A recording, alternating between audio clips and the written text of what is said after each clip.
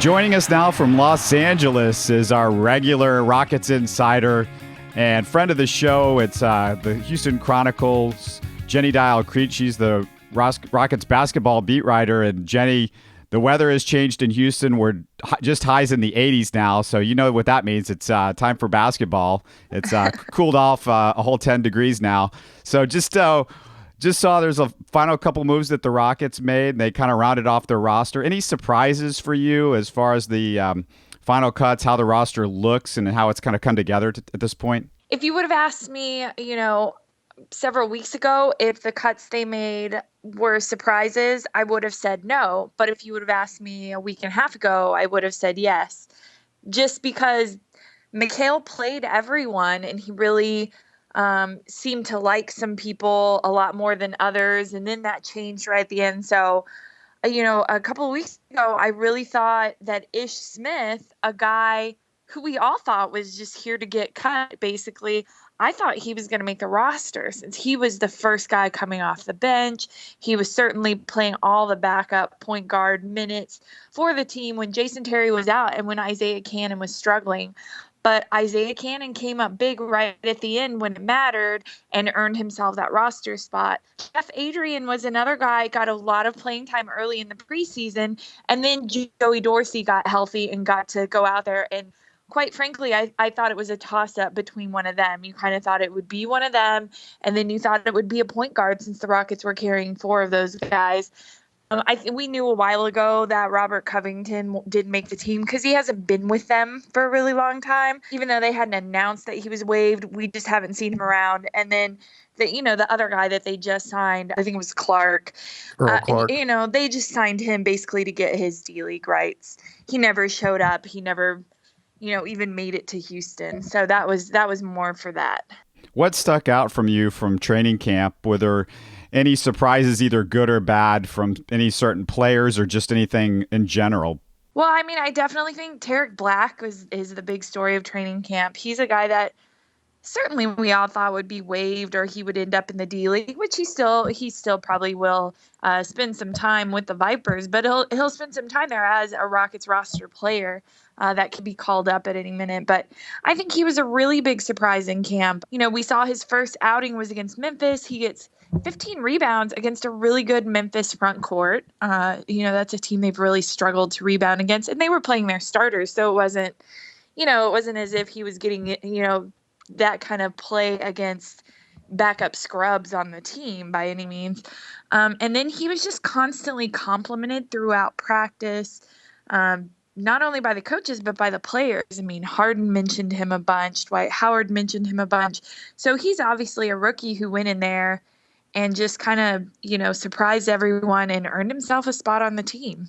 What do you think the rotation's going to be? That's the million-dollar question at this point. Who's in the rotation? Who's out? Who's, I guess, Mikal's top 8 or 9 guys? I like to think I know what that is, and I'll certainly go through that here in a sec. But if you look at last year, how often that changed, it's really hard to say what it's going to end up being. I don't think that they have that down yet, but I think based on what we've seen and based on what they need, I would expect, the starting 5 that we know, and then coming off the bench frequently is Demo. He had some good minutes in the preseason and has also been a guy that had a good camp that they're looking at to do a little bbit more this year. I'm real curious about Troy Daniels. I would have thought he would have had a bigger role. He didn't get a lot of preseason minutes, but when he did, he's their best shooter. Even with Jason Terry on the roster, Troy Daniels is a guy that can kind of shoot on the move, catch and shoot, and they're going to look to him a lot. So I think he's going to be sort of the offensive spark guy, which honestly is going to depend on the games, what situations that they're in. I'm curious about point guard. I don't know if it's going to be more Jason Terry coming in or more of Isaiah Cannon coming in, because again, in the preseason, the guy with all the backup minutes was Ish Smith, and I know Mikal really, really liked him. So that, like I said, that was the biggest surprise in terms of the waivers. And then, I think that we're going to see some Dorsey and Tarek Black and those two are going to kind of be battling it out to kind of come in that 5 position, although they have used Demo there too. So I think they still got to figure that out, like who's coming in for what and how that's going to work, because I'm not 100% sure yet because of how many guys they had and how many lineups they played in the preseason. Hey, Jenny, I think a big thing people want to know going into this season, is this going to be a better team than last season? Because you have James Harden and Dwight Howard returning. James Harden had a lot of plaudits over the summer for the way they played in the World Championships, but now going into this season, lost Chandler Parsons, replaced with Trevor Ariza. There's been some uncertainty with some of the other roster positions that you've been talking about. What is the projection for this team? What do you think that it can do? Well, I mean, I think it was a lot of doom and gloom over the summer when they missed out on Carmelo Anthony, missed out on Chris Bosh. I think the overall, if you asked any Rockets fans, it was like, what are they doing? This is going to be awful. I actually, as much as I liked what Chandler Parsons brought to the Rockets last year, I think Ariza is a better fit, and I think he brings something they were missing last year. They are better defensively, and that's what they wanted. They wanted to be better defensively, and they are. And then they still have all the offensive because of the way they run, the pace they want to play. They still have that offensive ability to just put up a ton of points as well. I like Ariza, and I also think he could be a playmaker type guy. And the way that he's just flawlessly fit into this rotation, he certainly has exceeded my expectations so far. I don't know that they're going to end up with a better record at the end of the year, but I do think they're going to have a better start, for one. Last year, it was a rocky start. There was a lot of injuries. There were a lot of questions about the rotation. There just seemed to be some more chemistry issues. And this year, I think those things look better. So they might start a little more consistently. They might not get the record they had last year, but their record was probably a little bit better than they were last year. I mean, they squeezed out a lot of wins that could have gone either way. And I also think this is a playoff team, and depending on the matchup, certainly has the potential to go past the first round this year. James Harden, great, and defense. We want to hear those words all in the same sentence this year, Jenny. It looks like I'm seeing some better stuff from him throughout the preseason. What are you seeing? What are you hearing from the people around the Rockets as to where he is on his defense? Here's the thing about James Harden's defense. Like, it's not great, but I do think that every time he has a defensive lapse, it's just so magnified. I mean, there's a YouTube video that gets millions of hits within days. Whereas when another player has defensive lapses, that just doesn't happen. But people are now, like, the magnifying glass is on him. People are watching him to screw up, basically. But I think overall he's done a better job. And I think what we saw at the end of last year is that he actually did a better job guarding the 3 or the 4 than he did guarding some of the shooting guards and point guards that he had to go against. So it's hard to say. I think, again, that's just going to depend on who he has to guard. I don't want to sit here and be like, oh, yeah, he's so much better on defense, because I don't know. I mean, it's not like he played a bunch of it during the preseason, and you can't tell in practice. You're not going to be able to tell until he's out there playing in regular season games. But I will, in his defense, say some of the stuff, that he's just slammed for on defense is stuff that happens to a lot of guys a lot of the time. But since it's James Harden and people are looking specifically for him to screw up on defense, you just see way more of it. What about Kostas Papanikolaou? What do you think of him and how he fits in? To me, he looks a lot better than I would have thought at this point, coming into the NBA from Europe. And I guess the thing about Kostas is he looks like a guy that is a little bit longer and better defensively than I thought. And I think he could play the 4 in a lot of situations the way Kevin McHale likes to play the stretch 4s.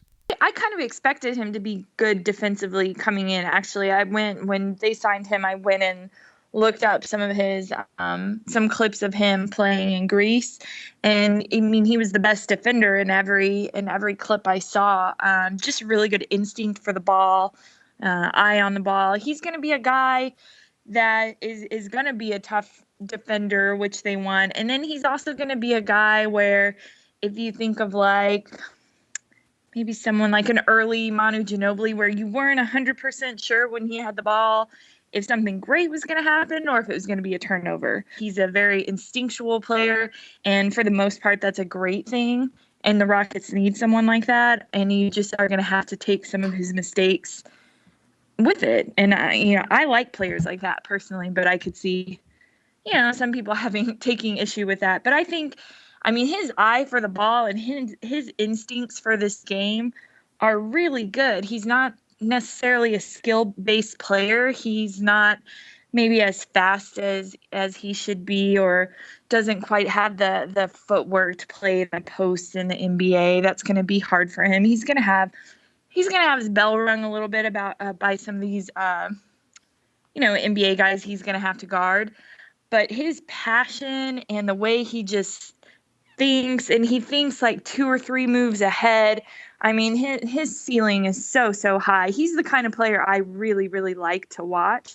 So, I mean, I have nothing but positive things to say about him, but I certainly can't understand some of the criticisms or concerns.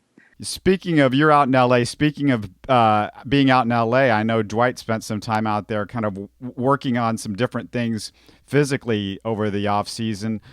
What have you seen from Dwight, and what are you kind of hearing? It looks like, just watching him in preseason, that he looks better than he's looked in a long time. And, he just seems like he's making some moves a little bit quicker than he has. And that goes along with some of the things you're hearing about what he worked on this summer.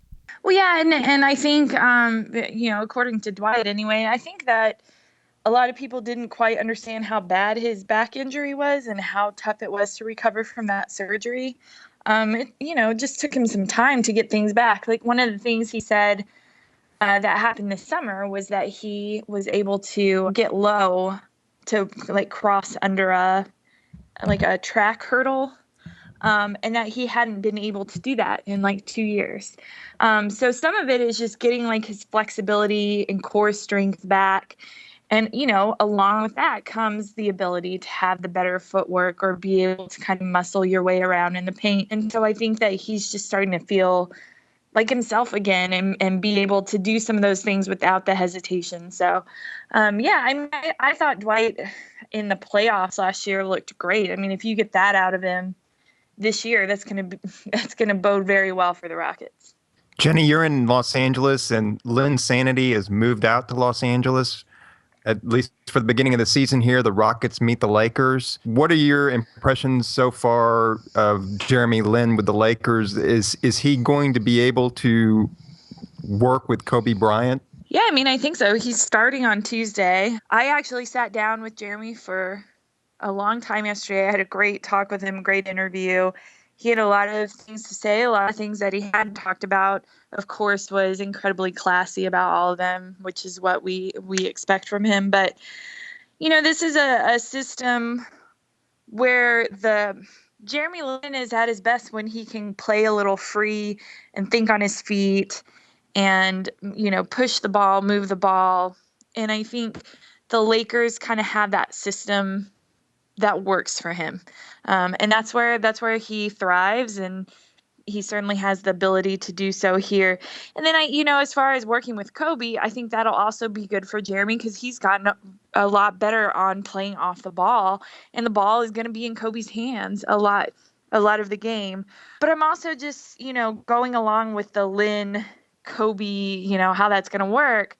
I mean, a lot of that depends on Kobe. We just haven't seen him in so long that I don't know what to expect from him either.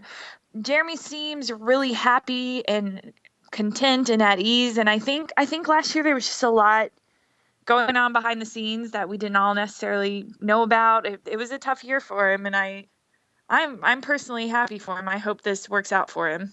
One of the things I heard Hakeem Olajuwon talk about as far as the Rockets were concerned is he was saying that, he didn't have the greatest guys at some of the positions when they won the championships. You remember Chucky Brown and players like that playing alongside him at power forward.